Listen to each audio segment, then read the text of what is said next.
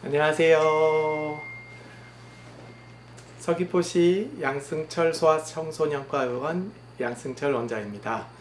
오늘은 수족구병에 대해서 얘기를 드리려고 합니다. 수족구병이 요즘 많이 유행하고 있는데요.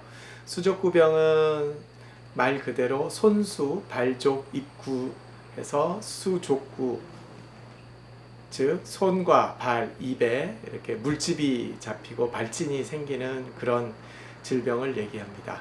보통 이 수족구병에 걸리면 열이 나는 경우도 꽤 많고요. 목이 많이 아프기 때문에 애들이 잘 먹지 못하고 침을 많이 흘리고 이로 인해서 탈수 증상이 올 수 있는 것이 가장 큰 문제가 됐습니다. 그리고 이런 발진과 수포는 보통은 손, 발, 입에 생기는 경우가 많지만 심한 경우에는 팔, 다리, 그리고 얼굴, 귀 쪽이나 몸, 그리고 엉덩이, 항문 주변이나 생식기 주변에도 이런 발진이나 수포가 많이 생길 수 있습니다. 대부분 가려움증은 없는 경우가 많고요. 보통 여름이나 가을에 많이 유행을 하게 되고 드문 경우지만 겨울까지 이어지는 경우도 있습니다. 그리고 보통은 초등학교 들어가기 이전인 만 6세 미만에서 많이 감염이 되게 되지만 초등학생이나 어른도 감염이 될 수는 있기는 합니다. 주의해야 될 것은 6개월 미만의 경우에는 이 감염이 좀 심하게 올 수가 있고 아기가 많이 아플 수 있기 때문에 특별히 조심을 해야 되고요.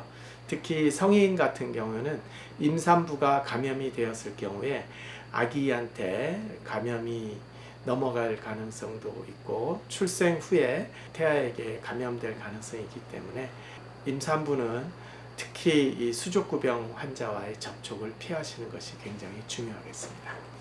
만약에 임산부를 수술을 통해서 조기 분만을 하게 되면은 임산부가 감염이 되었을 경우에 항체가 충분히 생기지 않은 상태에서 아기를 낳으면 신생아에게 감염이 되고 심각하게 진행될 가능성이 많기 때문에 주수를 꼭 채워서 출산할 것을 권장하고 있습니다. 이 수족구병은 바이러스에 의해서 오는 병인데요. 그 중에서 장바이러스, 영어로는 엔테로바이러스라고 얘기를 합니다. 장바이러스가 종류가 굉장히 많습니다. 그런 많은 장바이러스 중에서 가장 흔한 것이 콕사키 바이러스라고 하는데요. 이 콕사키 바이러스도 또 타입이 굉장히 많은데 그 중에서 제일 많은 게 A16이라는 콕사키 바이러스 감염이 수족구병을 제일 많이 유발을 합니다. 이 A16 말고도 A5, A6, 7, 9, 10 바이러스도 수족구병을 유발할 수 있고요. B2나 B5 같은 콕사키 바이러스도 수족구 바이러스에 의한 감염을 유발할 수 있게 됩니다. 그리고 또 한 가지 조심해야 될 바이러스는 엔테로바이러스 71이라는 장바이러스가 있는데 이 엔테로바이러스 71에 감염이 되었을 경우에는 뇌염이나 뇌수막염과 같은 안 좋은 합병증을 동반할 수 있기 때문에 좀 위험한 바이러스이고요. 최근에는 우리나라에서는 이 엔테로바이러스 71의 유행은 잘 보이지 않고 있습니다.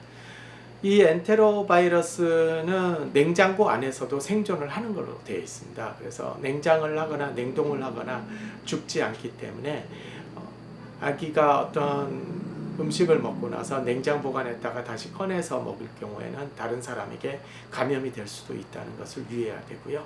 특히 문 손잡이나 아기가 사용하던 장난감에도 오랜 기간 살아있을 수 있기 때문에 다른 아이들이 만지지 않도록 해야 되겠습니다.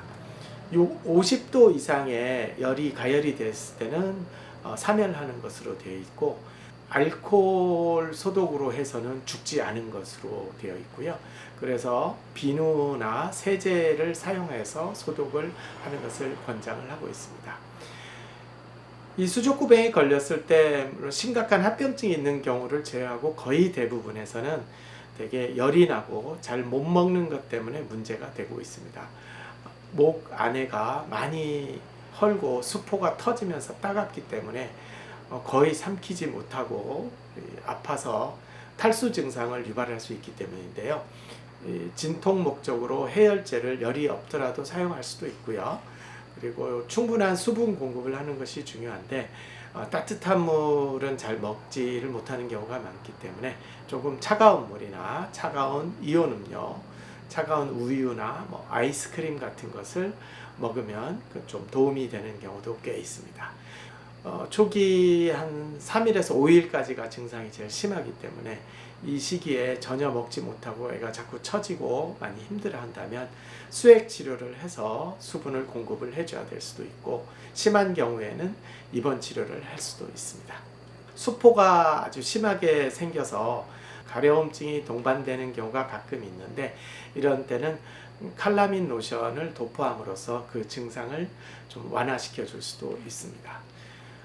그러면 이 수족구병의 합병증은 어떤 게 있을까요? 아까 말씀드린 엔테로바이러스 70일에 의한 감염이 왔을 경우에는 무균성 수막염이나 뇌염 같은 증상이 올 수가 있습니다. 이런 증상이 오게 되면 고열이 나고 애가 계속 처지면서 심한 두통과 구토 증상을 유발하게 됩니다. 그리고 정말 심해지면 경련을 한다든가 의식이 저하되는 이런 증상이 나타나게 되면 그때는 종합병원에 입원을 하셔서 치료를 하셔야 될 수도 있습니다. 아주 드물지만 이런 엔테로바이러스에 의해서 심근염이나 폐렴 그리고 폐부종이 나타나는 경우도 있지만 거의 보기 힘듭니다. 걸렸을 때 당장 나타나는 그런 증상은 아니지만 수족구병에 걸리고 나서 3주에서 4주가 지난 후에 손발이 벗겨지는 경우도 종종 볼 수 있고요.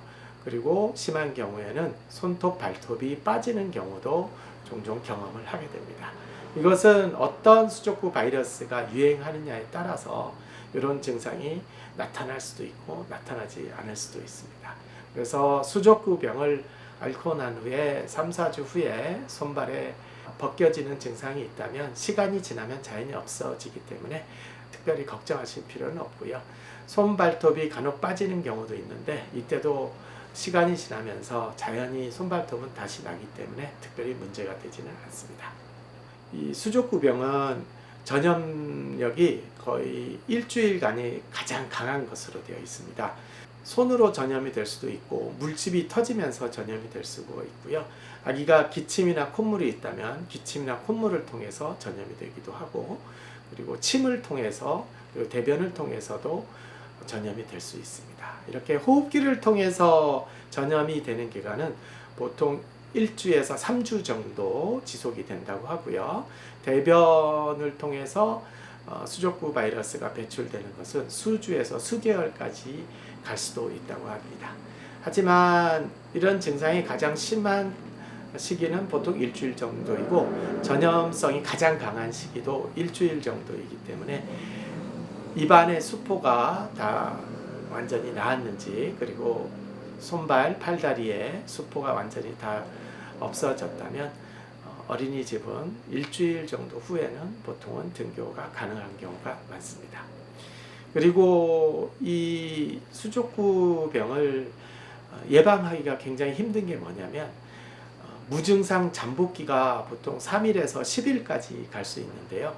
아무런 증상이 없이도 이 기간 동안에 전염성이 있을 수 있다는 것입니다. 그래서 어느 한 아이가 수족구병이 발병되었다면 이미 그 어린이집에 같이 있는 아이들은 잠복기에 들었을 가능성이 많기 때문에 사실상 완벽한 예방을 하기가 힘든 점이 가장 문제가 되겠습니다.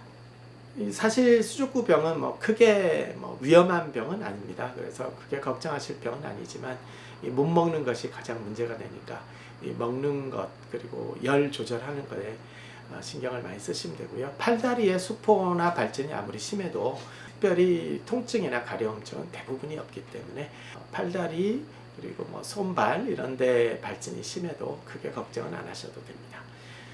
이 수족구병과 감별을 해야 될 아주 애매한 질환들이 몇 개가 있습니다. 가장 흔하게 감별을 해야 되는 그런 유사한 질환은 헤르판지나라는 그런 질병이 있는데요. 우리 한국말로는 수포성 구협염이라고 합니다. 구협이라는 것은 이 목젖이 달려 있는 이 목구멍 쪽을 얘기하는 것이고요.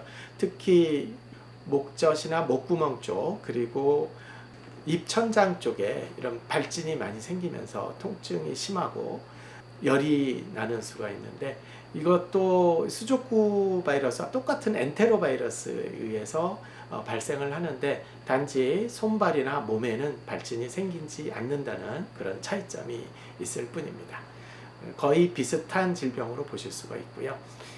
두 번째 감별해야 될 질환이 헤르페스성 잇몸 구내염 또는 치은 구내염이라고 하는데, 이 헤르페스 바이러스가 잇몸에 주로 침범을 많이 해서 특히 치아가 없는 잇몸에는 잘 안 생기는데 치아가 있는 잇몸에 주로 발생을 합니다. 잇몸이 새빨갛게 되고 고열이 4일에서 5일간 지속되고 입안이 너무 아파서 잘 먹지 못하는 그런 증상을 유발하게 되는데, 특히 잇몸에 심한 염증을 일으키는 것이 가장 큰 특징이고요.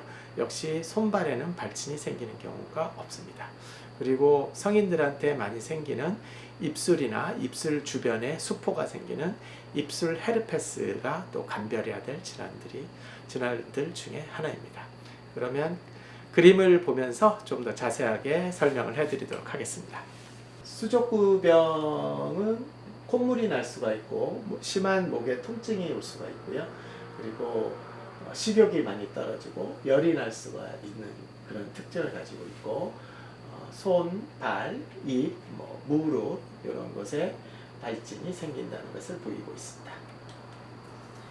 이 장 바이러스, 엔테로 바이러스가 어떻게 우리 몸에 들어와서 수족구병을 일으키는지에 대한 그림을 나타낸 것입니다.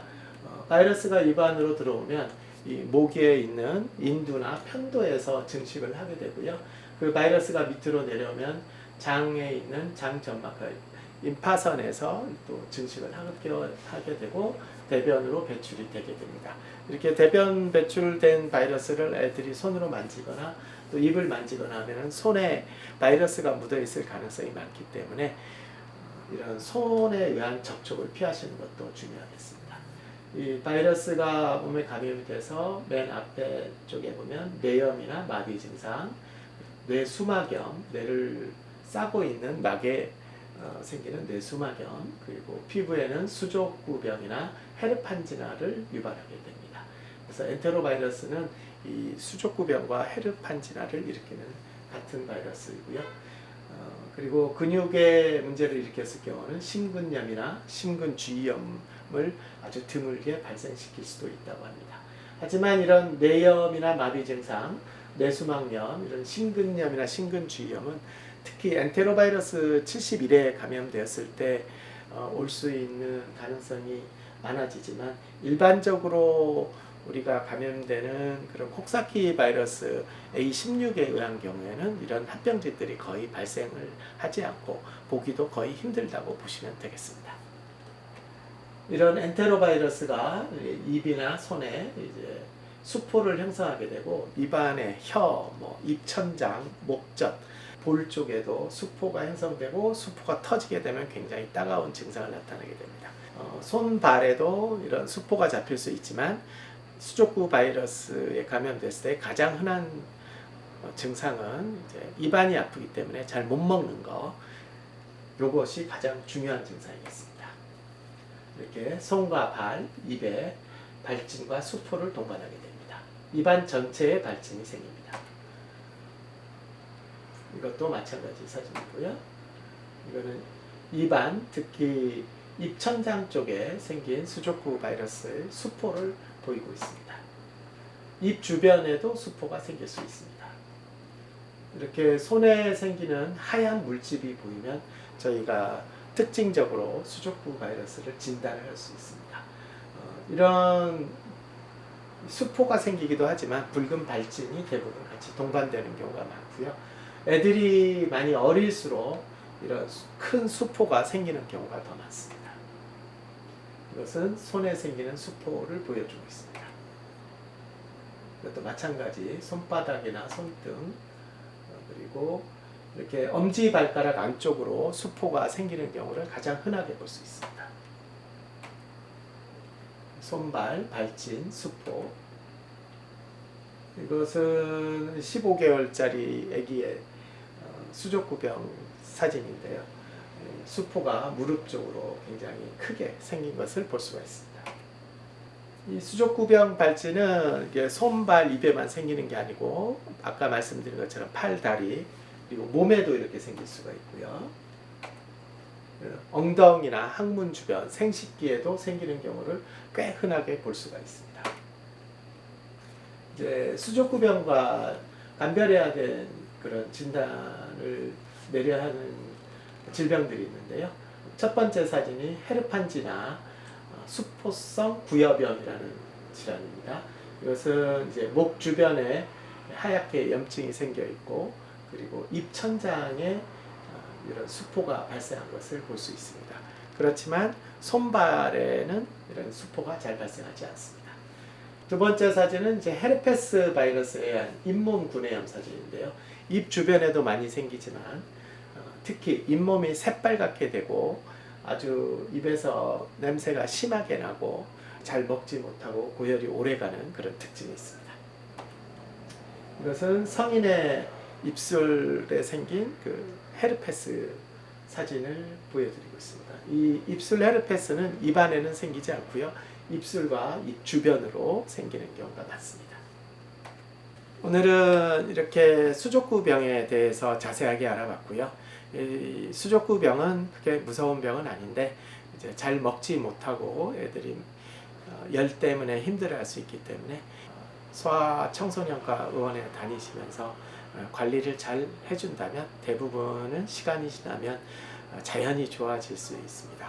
그래서 너무 크게 걱정하지 마시고 특히 이제 못 먹어서 탈수 증상이 제일 문제가 되기 때문에 물이나 이온 음료 그리고 우유 같은 그 차가운 음식을 이제 충분히 보충함으로써 시기를 넘기면은 대부분이 자연히 좋아지겠습니다. 그리고 아주 드물지만 고열이 나면서 구토 그리고 두통 그리고 경련 등의 증상이 있다면은 뇌수막염이나 뇌염 증상을 의심할 수 있어서 특히 주의가 필요하겠습니다. 이런 질환의 감별은 집에서 부모님들이 쉽지 않기 때문에 감별해야 될 질환은 소아청소년과에서 감별을 받으시면 되겠습니다. 감사합니다. 다음에 또 좋은 내용으로 찾아뵙겠습니다.